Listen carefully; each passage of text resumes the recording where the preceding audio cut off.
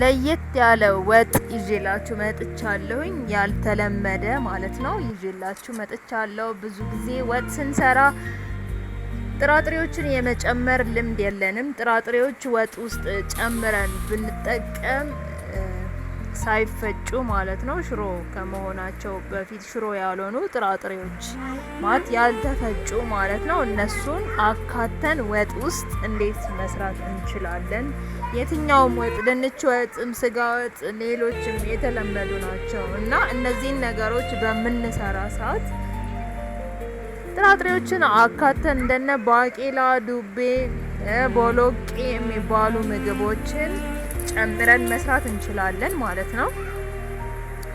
እኔ ዛሬ እንግዲህ የተጠቀምኩት ዱቤ ነው። ዱቤን ጨምሬ ለመስራት ሞክሬያለሁኝ፣ ሰርቻለሁ ማለት ነው። ያው እንደምታዩት ዱቤን የተጨመርኩት መጀመሪያ ሽንኩርቴን በደንብ አድርጌ በዘይት አቁላላሁኝ። በርበሬ ጨምሬ በደንብ አድርጌ አቁላላሁኝ። ቁሌቱ እየተቁላላ እየጠበስኩኝ እያለ በመሃል 2 ቀን 3 ቀን ተዘፍዝፎ የቆየ እንደ መብቀል ያለ የበቀለ ዱቤ ነበረኝ። ዱቤውን ጨምሬያለሁኝ እና በዱቤው ቦታ ዱቤ ባይሆን ኖሮ ምን እንጨምር ነበር ካላችሁ መጨመር ለምሳሌ ባቄላ ልትጨምሩ ትችላላችሁ። ባቄላውንም ልክ እንደዚህ የበቀለ በራሱ እንትን ያለ ማለት ነው የበቀለ ሳይቀቀል መቀቀል ንጥረ ነገሩን ማሳጣት አይጠበቅባችሁም ማለት ነው። አትቀቅሉትም። 3 ቀን 2 ቀን ዘፍዝፋችሁ ውሃ እየቀየራችሁለት ዘፍዝፋችሁ ስታስቀምጡት እንደውም ቫይታሚኑ እየጨመረ ይሄዳል። ባቄላ ሲዘፈዘፍ ማለት ነው እና ቦሎቄ፣ ባቄላ፣ ዱቤ ሌላም እንትኖችን ጥራጥሬዎችን መጠቀም ትችላላችሁ እናንተ ማለት ነው። እኔ ለዛሬ ዱቤ ነው የተጠቀምኩት። ስልሱን ከሰራውኝ በኋላ እንደዚህ ከላይ ጨምሬው የስልሱን ጣዕም ወደ ውስጡ እንዲገባ በሚል ነው እንጂ ብዙ አልጠብሰውም። እውነት ለመናገር ምንም መጠበስ አያስፈልገውም እዚህ ጋር እና የስልሱን ጣዕም እንዲይዝልኝ ብቻ ከስልሱ ጋር የተወሰነ እንደዚህ ያገላበጥኩኝ እሳቱን በጣም ቀንሼ እንትን ለማለት ሞክሬያለሁኝ። ከላይ ይኸው እንደምታዩት የተፈጨ ስጋ ጨምሬበት ደግሞ ስጋውም ልክ እንደዛ መጣፈጥ ስላለበት የስልሱን ጣዕም መውረስ መያዝ ስላለበት ይታሻል ማለት ነው።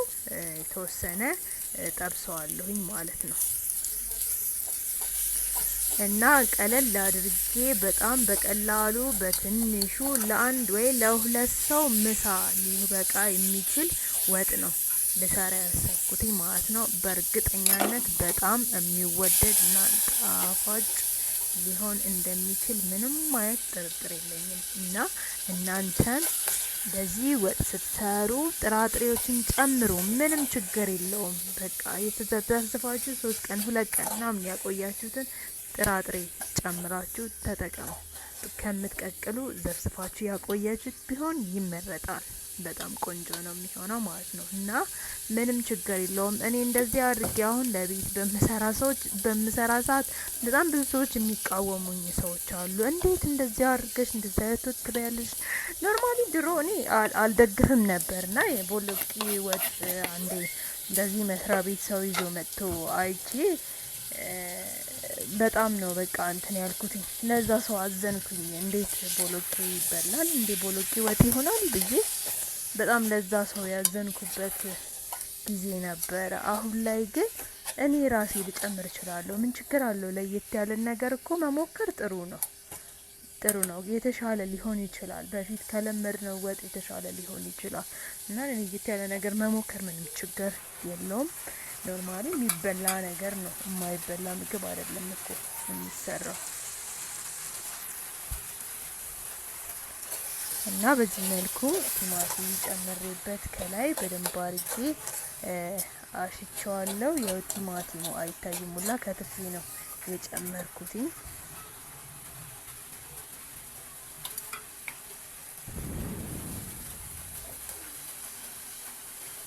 እንደዚህ እያደረግን በደንብ አድርገን ማብሰል እንችላለን።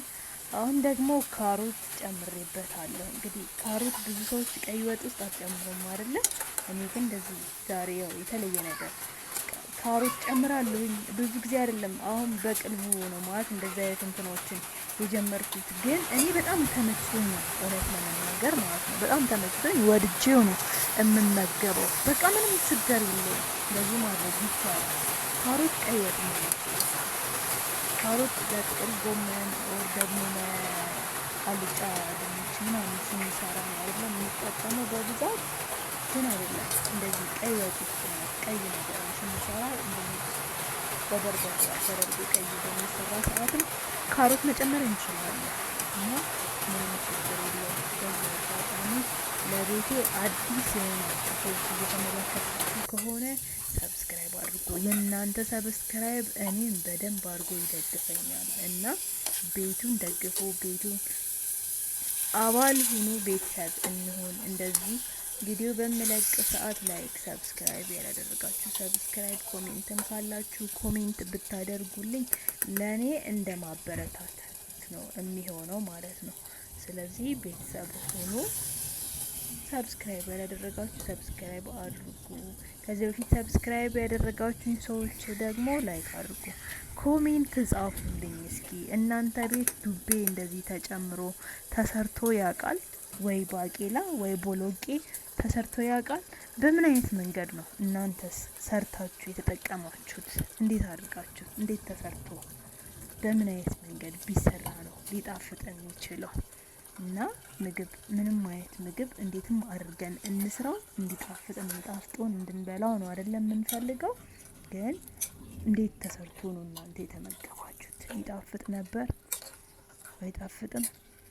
እንደዚህ አድርጋችሁ ሞክራችሁ ታውቃላችሁ?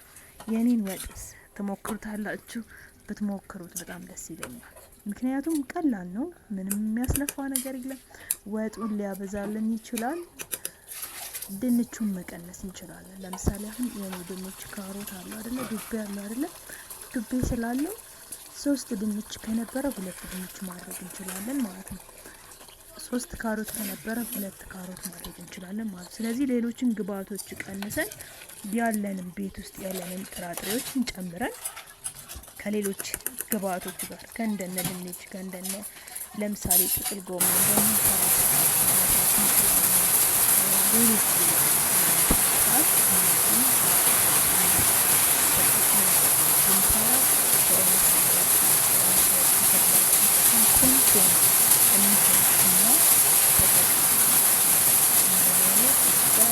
እንደምታዩት በርበሬ ያልበዛበት ለስለስ ያለ ቀለል ያለ እና ምን ወጥ ይባላል? ዱቤ ወጥ፣ ድንች ወጥ፣ ካሮት ወጥ፣ ስጋ ወጥ ብቻ ሁሉንም ያካተተ ነው። ሁሉንም በመጠኑ ትንሽ ትንሽ ያካተተ አስቡት። እነዚህ ሁሉ ጣፋጭ ምግቦች ሲገናኙ እንዴት ሊጣፍጥ እንደሚችል ብዙ ቅመም ራሱ አያስፈልገውም። መገመት አያቅትም። ገምቱ። ብዙ ቅመም አያስፈልገውም። በቃ ተራርታችሁ ስትጨርሱ አንድ ክኖር ከጨመራችሁበት በቂ ነው። ቀለል አድርጎ መስራት ነው። የተለየ ይሄ አረንጓዴ፣ ቢጫ፣ ቀይ፣ ሰማያዊ ያለ ቅመም ደርድራችሁ ብትጨምሩበት ወይ መጠኑን ላታውቁት ትችላላችሁ የቅመሙ፣ ወይ ተገቢ ያልሆነም ቅመም ሊሆን ይችላል። እና በጣም ብዙ ሰዎች እንደዚህ ቅመም ድርድር አድርገው ሲጨምሩ አያለሁኝ። ማለት እኔ ቅመም አትጨምሩ ሳይሆን ይጨመር፣ ግን ቅመም በበዛ አይደለም። ቀለል ያለ ነገር ተጠቅመን ነጭ ሽንኩርት ለምሳሌ ወጥ በጣም ከሚያጣፍጡልን ምግቦች አንዱ ነጭ ሽንኩርት ነው።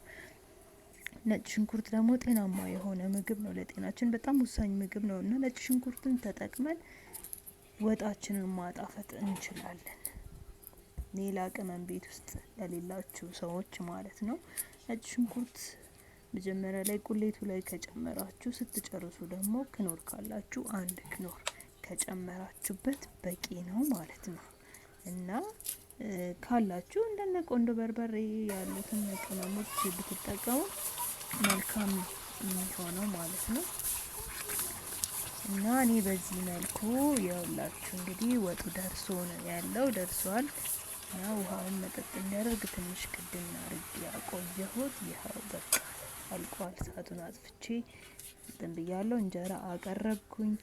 ስለዚህ ወጡን ደግሞ በዚህ መልኩ እንደዚህ ቀርቧል። ልስልስ ያለ ቀለል ያለ ወጥ ነው። ቀምሼው ደግሞ እንዴት ነው ይጣፍጣል ወይስ አይጣፍጥም የሚለውን የምነግራችሁ ነው የሚሆነው ማለት ነው።